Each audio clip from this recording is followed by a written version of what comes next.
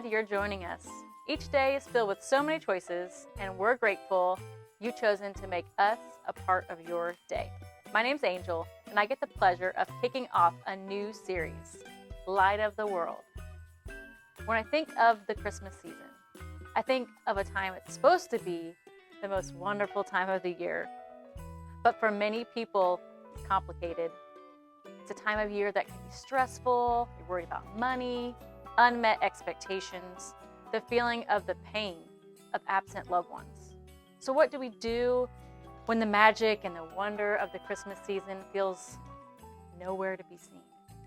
How do we reconnect with the reason for the season? Well, John is going to explore that with us today. But first, let's get the drop on what's happening with Bridge Church. Whoa, whoa, whoa, whoa, whoa, whoa, yeah, we are in the place to be, yeah. What's up? It's almost Christmas. My name's Zach, and you're about to get the drop. Dude, Christmas time. That's sweet. Thanks for watching. That's important, but there's so much more. We think circles are better than rows or videos. Videos. There are only a few weeks left to join in our Sunday circle. All my info. Nope. All the info can be found on our website by clicking circles at the top of the page. If you're not ready for a circle, we get it. Ladies, we are having Feliz Navidad at the Harney's house on Saturday, December 12th at 5 p.m. You'll be making no-sew, fleece blankets. All the info for the party can be found on the website by clicking the events tab at the top of the page. The bird is like an intense cricket. Shut up. If you haven't yet, check out the stories on our blog. They are a great insight for who we are and how we are for people. You can find it on the website by clicking Life Change Stories at the top of the page. For more information on what's happening, check out our Facebook or go to bridgedayton.com.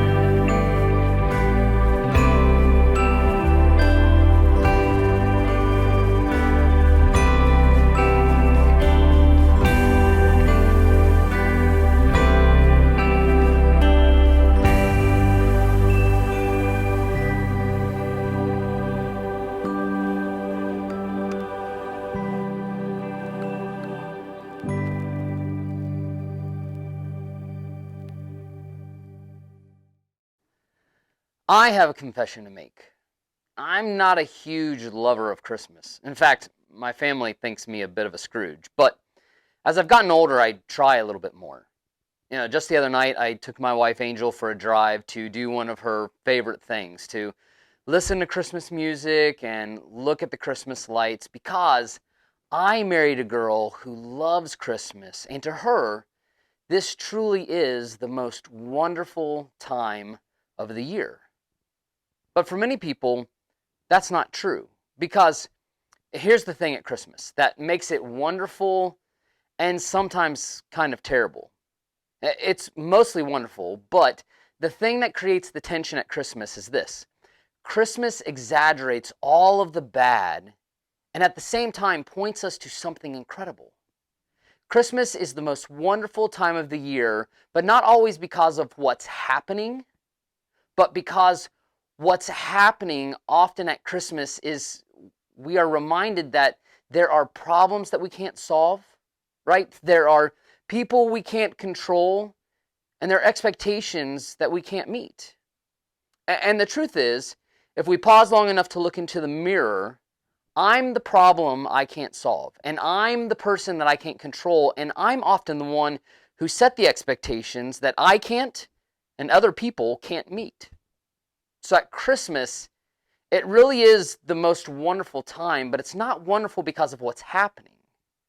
Christmas is wonderful because of what happened. Think about it like this. At Easter, as Christians, we celebrate a one-time event. But at Christmas, we celebrate a whole season where we look forward to an event that we believe set the course for changing everything, where God sent His Son into the world to become the center of history. But more important for us, right, as Christ followers, Jesus came into the world to become the center of my life.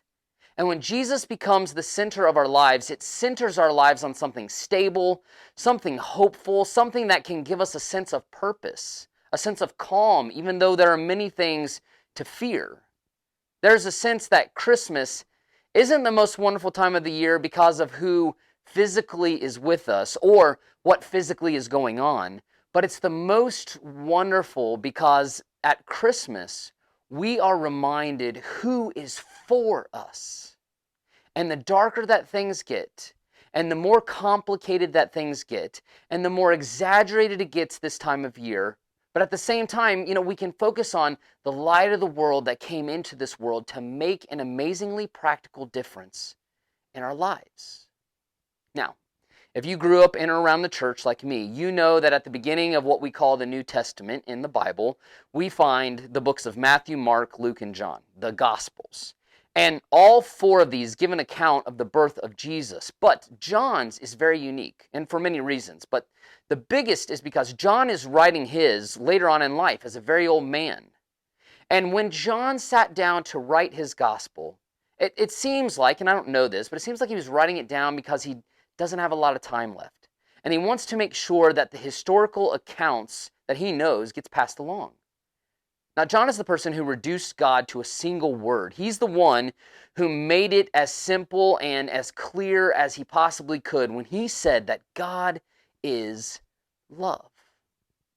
And that's amazing because of what John had seen and what he had experienced. He had experienced loss like most of us can't even comprehend. He'd lost friends, family. He's basically lost his whole society and culture. John was alive when Nero destroyed cities and slaughtered millions of Jewish people. John watched the temple being burnt to the ground. He lived through Caesar and Tiberius and all the terrible history that they created. By the time he wrote this, his friends Peter and Paul had been executed, and in fact, most of his friends had been killed. And through all that chaos and loss, John never lost faith. In fact, at the end of his gospel, here's what John wrote in John 20, verse 30. It said, Jesus performed many other signs in the presence of his disciples, which are not recorded in this book. In other words, this is just a taste of what we experienced. Then he says this in the next verse, verse 31. But these are written that you may believe that Jesus is the Messiah, the Son of God, and that by believing you may have life in his name. Basically, he's saying, I don't want you to just be impressed or amazed at what I've seen. I want you to believe that Jesus is the Messiah, the Son of God, and by believing, you can have life. Not physical life. Everyone reading this has physical life. You can have a different kind of life in his name. In spite of what had happened in John's life, at the end of his life, with everything important to him destroyed and the loss of almost everyone who was important to him, John still believed that Jesus was the source of some kind of life that went way beyond physical life. So when he begins his gospel, he doesn't begin with the birth. He doesn't begin with shepherds. He doesn't begin with the manger. He doesn't begin with Egypt and Herod. He begins with the significance of the birth of Jesus. And just like the dark days we are living in now, just like this season in our lives when things can get so complicated and we're reminded of who's coming and who's not coming at Christmas, John, as he looks back over his life, and looks back at the beginning of Jesus' life was reminded that Jesus was born at a time when it was very dark. And before he gets into the narrative and the details, here's what John wrote as he begins his gospel in John chapter 1, verse 4. He says, "In him was life. In him, Jesus, was life." Not physical life. John's trying to put all of his life and experiences into perspective, and he summarizes all of that by saying, when I think about Jesus, the best way I can put it is that in him was life. And that life was the light of all mankind. Now, this is a huge statement. The Jews thought what Jesus was going to do would be for their region, something for Israel.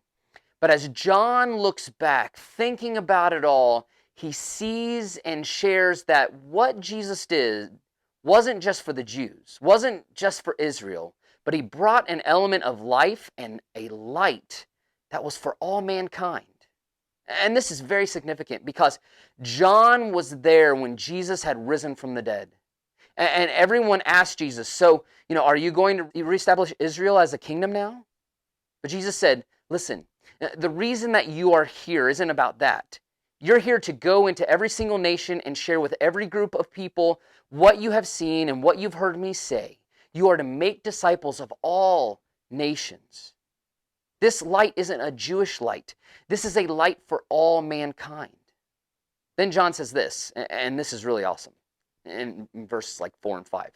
The light shines in the darkness, and the darkness has not. And as he wrote this, he thought about all the darkness that he had witnessed. But in spite of all the terribleness I've seen, John would say, the temple's gone, my friends are gone, the nation is destroyed. In spite of all that, this light shines in the darkness, and the darkness has not. And I think he paused right there. And he thought about his next words, because even though society and culture, the government of his day, all of the darkness had tried to snuff out this light, John says the darkness has not overcome it. John was perhaps the last apostle alive, and with a grin on his face, I see him writing in spite of everything.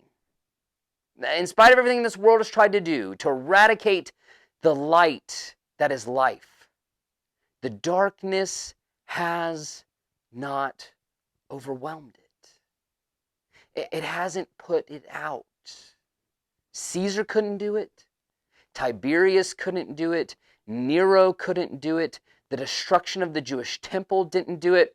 The death of Jesus didn't do it. And John knew that didn't do it because John had looked in that empty tomb. John had breakfast with the risen Savior on the beach. John was absolutely convinced that no matter what happens in this life, and no matter what we face in this life, no matter how heavy the heartache, no matter how extreme the fear, no matter how deep the depression, there's a light that shines in the darkness. And there's no amount of darkness, no type of darkness that can put it out. So at Christmas, when we are confronted with the fact that there are problems we can't solve, that you are a problem you can't solve, that you are a problem someone else is trying to solve, when we're confronted with the fact that there are people that we can't control, no matter how rational we are, no matter how many times we explain it, no matter how much we try to get them to be empathetic and they're listening, there are people we just can't control, including us. And there are expectations that we are never going to meet. Just like we many times set the expectations that we can't meet, that we expect other people to meet. We are reminded in the midst of all of that darkness that Jesus is life and light who overcomes the dark. There is always hope. There's always a reason to believe. There is a God who hears us. There's a reason to wake up every day and take the next step, because what makes this the most wonderful time of the year is not necessarily what's happening, but what happened when our Heavenly Father sent His Son into this world, because in Him, John says, in Him was the life, and that life was the light of all mankind. The light shines in the darkness, and the darkness has not overcome it. Not then, Not now. Not ever.